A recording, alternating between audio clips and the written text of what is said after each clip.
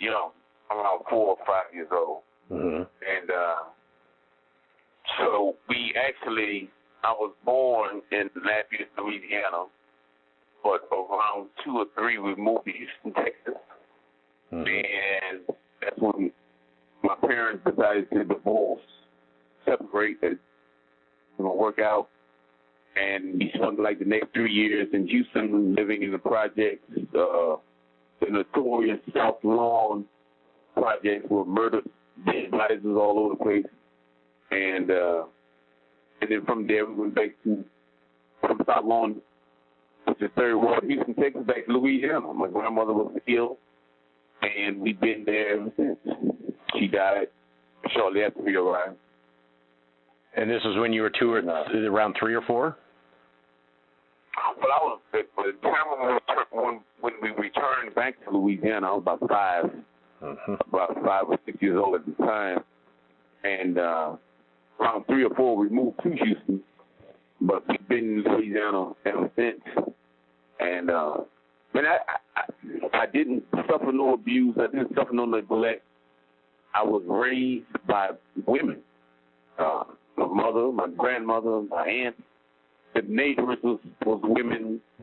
The community I grew up in was very female dominated because there was no real man or fatherly presence in our neighborhood. Mm-hmm. So that's how I grew up. I can never tell a lie that I wasn't in love. We was actually dirt poor, but I didn't realize that. You know, Louisiana, Sunset Louisiana was a different time where there was no homeless people, there was nobody hungry because everybody fed you.